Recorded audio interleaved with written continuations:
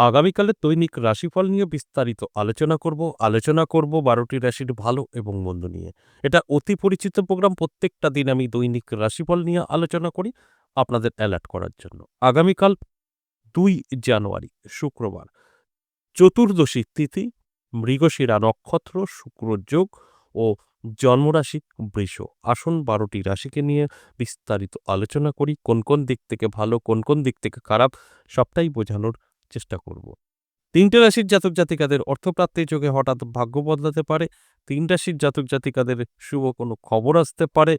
আর ৬টা রাশির জাতক জাতিকাদের সাবধান থাকতে বলব।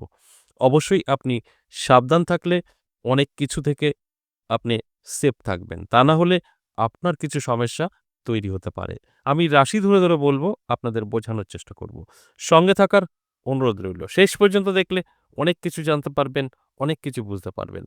আর শেষ পর্যন্ত আপনি যদি আলোচনাটা শুনতে পারেন, তাহলে জীবনের পরিবর্তন ঘটবে, এতে কোনো সন্দেহ নেই।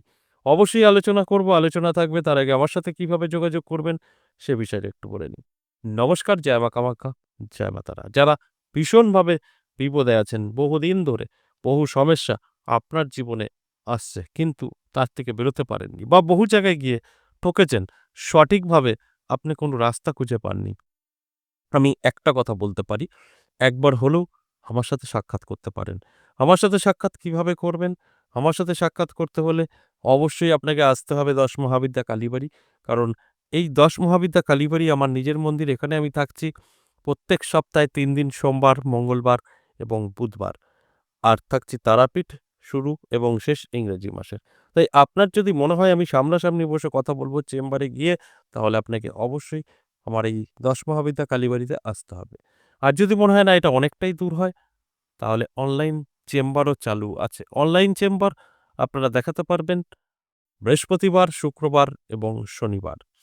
এই দুটো ক্ষেত্রেই আপনাকে কিন্তু আগে থেকে নাম লেখাতে হবে।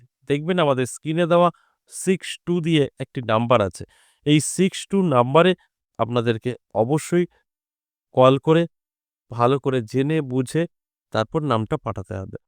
এই কলিং নাম্বারটা সবসময় রিসিভ হবে। আপনি যখনই কল করবেন তখনই রিসিভ হবে। এবার অনেক সময় দেখা যায় কেউ না কেউ তো লাইনে থাকে। সেক্ষেত্রে আপনি এক চান্সে পাবেন না। আপনাকে ২ বার ৩ বার ট্রাই করতে হবে। এছাড়াও আমাদের একটা WhatsApp নাম্বার আছে। WhatsApp নাম্বারে গিয়ে ভয়েস বা লিখেও বলতে পারেন। যদি আপনার প্রয়োজন থাকে তো এতগুলো রাস্তা আপনাকে বলা থাকলো। আপনি আমার সাথে যোগাযোগ করতে পারবেন যদি আপনার ইচ্ছা থাকে তো। আর যদি মনে হয় না আমার ততটা তো প্রয়োজন নেই, তাহলে কোনো রকম আমার সাথে যোগাযোগ করার দরকার নেই। এছাড়াও আমি পথ নির্দেশ বলে রাখবো। হয়তো আপনি কল করছেন, লাইন পাচ্ছেন না, অনেক সময় হয় এটা নেটওয়ার্কের প্রবলেম থাকে। আর সবসময় আমাদের কল বিজিই থাকে। সেক্ষেত্রেও আপনি এই ৩ দিনের মধ্যে সোমবার, মঙ্গলবার, বুধবার চলে আসতে পারবেন। কিভাবে? শিয়ালদার দিক থেকে যেকোনো স্টেশন থেকে আপনি উঠতে পারেন। আপনার কৃষ্ণনগর লোকালেই উঠতে হবে। আমাদের এই স্টেশন কৃষ্ণনগর লাইনেই পড়ে। তাই কৃষ্ণনগর লোকাল ধরেই বীরনগর স্টেশনে নামতে হবে। ১ নম্বর প্ল্যাটফর্ম টিকিট কাউন্টারের পাশ থেকে বেরিয়েই রাস্তা। সাথে একদম স্টেশনের সাথে রাস্তা। রাস্তায় দেখবেন টোটো, রিক্সা, অটো অনেক কিছু দাঁড়ানো। তাদেরকে বলবেন অবশ্যই আপনাকে আমার মন্দিরে নিয়ে চলে আসবে। কি বলবেন? এই ঠিকানাটা বলবেন। সর্বজ্ঞপাড়া ১০ মহাবিদ্যা কালীবাড়ি বা জ্যোতিষী উত্তম কুমারের মন্দির। যেকোনো একটি কথা বললেই আপনাকে নিয়ে চলে আসবে খুব সহজে। আর চেষ্টা করবেন অবশ্যই কল করে নামটা লিখিয়ে দেওয়া। আপনি যদি সঠিকভাবে একটু সময় নিয়ে ২ বার ৩ বার ট্রাই করেন, অবশ্যই কলে কথা হবে। কারণ আমাদের কল সবসময় রিসিভ হয়। আরেকটা কথা বলি, এই কলিং নাম্বারে কল করে আপনার কোনো তথ্য জানতে চাইবেন না। তাহলে ওরা দিতে পারবে না। এই কলিং নাম্বারে কল করে আপনি কিভাবে আমার সাথে যোগাযোগ করবেন, কোথায় যাবেন, কি নিয়ম, এগুলোই জানতে পারবেন। আপনি বলবেন আমার রাশি কি আছে, ছেলের পড়াশোনা হচ্ছে না, মেয়ের বিয়ে হবে, পালিয়ে গেছে, এসব কিন্তু তথ্য দিতে পারবে না। ওই তথ্য পেতে গেলে আমার সাথে আপনার সাক্ষাৎ করতে হবে। আপনি কি খেয়েছেন সেটাও বলে দেওয়া সম্ভব। কিন্তু যারা ওই কলটা রিসিভ করে তাদের সম্ভব না। তাই প্রশ্ন এগুলো করবেন, আপনার সময় নষ্ট হবে। আমি শুধু অনুরোধ করব, যদি আপনার প্রয়োজন থাকে সেক্ষেত্রে আপনি কল করবেন, আপনার প্রশ্নের উত্তর আপনি পাবেন এবং নামটা লিখিয়ে দেবেন। সেই হিসাবে আপনার আমার মন্দিরে এসে বা অনলাইন সাক্ষাৎ করা যাবে। তবে সিস্টেমে আসার পর। যে কারণে আমি প্রত্যেকটা দিন আপনাদের এই কথাগুলো বলি অ্যালার্ট করার জন্য। অবশ্যই আলোচনা থাকবে। তার আগে আপনাদের এই অ্যালার্ট করাটা আমি মনে করি যে প্রয়োজন, তাই অ্যালার্ট করা হলো। এবার আসুন আজকের যে আলোচনা ১২টি রাশিকে নিয়ে ভালো মন্দ উভয় নিয়েই বলবো এবং অ্যালার্ট করার চেষ্টা করব। আমার আলোচনা মানেই আপনাদেরকে অ্যালার্ট করার জন্য আলোচনা করি, যে কথাটা আমি প্রত্যেকটা আলোচনায় বলে থাকি। আপনি যদি অ্যালার্ট হতে পারেন সেক্ষেত্রে 100% সফলতা আপনার থাকবে। আপনি অ্যালার্ট না হতে পারলে এই সফলতা আপনার জন্য কিন্তু নয়। আপনি কানে শুনে কখনো ধনী হতে পারবেন না।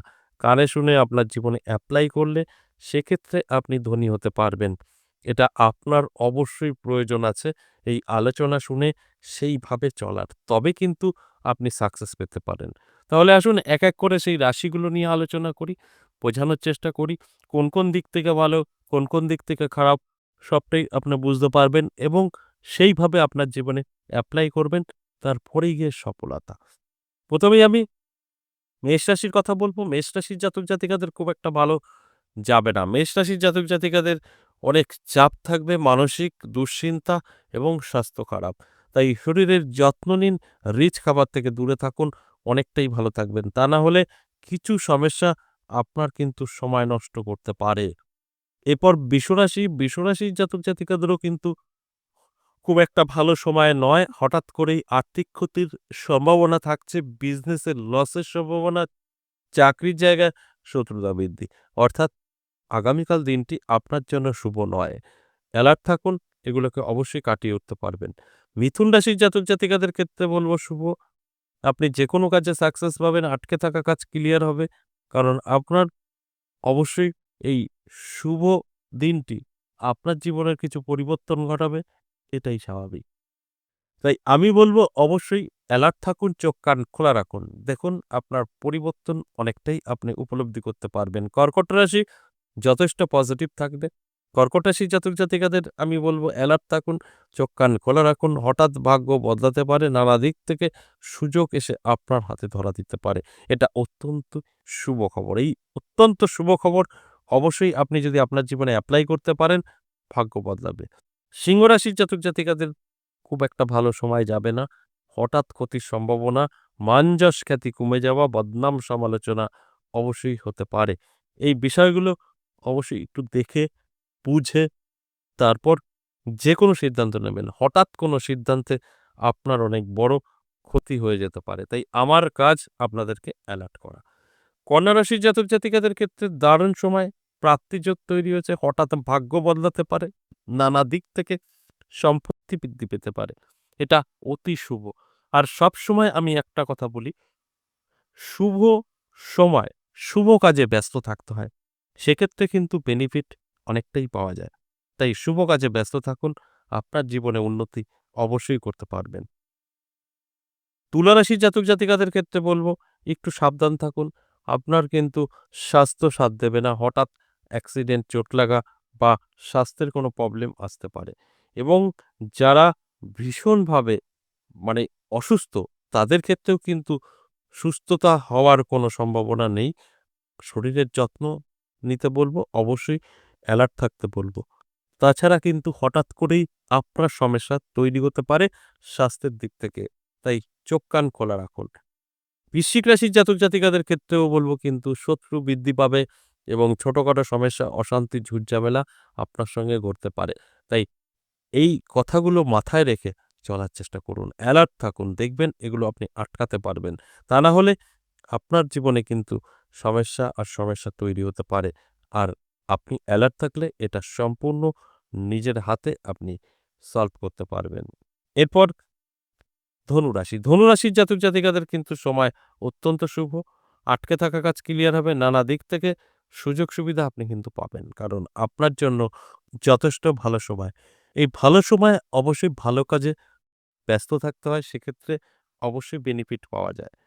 মকর রাশির জাতক-জাতিকাদের ক্ষেত্রে বলব, আপনি সাবধান থাকুন। আপনার কিন্তু মান-যশ খ্যাতি অবশ্যই নষ্ট হতে পারে। নানা দিক থেকে শত্রুতা বৃদ্ধি পেতে পারে।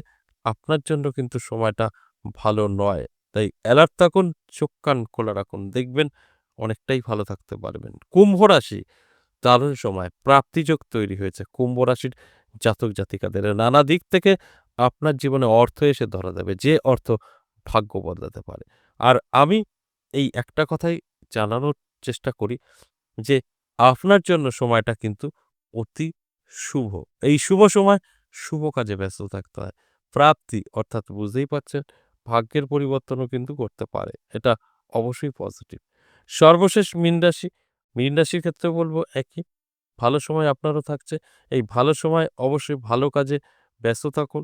ভাগ্যের চাকা কিন্তু বদলাবে। এতে কোনো সন্দেহ নেই। আমি প্রত্যেকটা দিন এই আলোচনাগুলো করি এবং আপনাদের টোটালটাই বলে দেওয়ার চেষ্টা করি যে ভালো, খারাপ কিভাবে আপনার জীবনে এপ্লাই করবেন সবটাই বলে বোঝানোর চেষ্টা করি। আশা করি বুঝতে পেরেছেন। আজ এ পর্যন্তই। আবারও আসবো নেক্সট ভিডিও নিয়ে। ততক্ষণ ভালো থাকুন।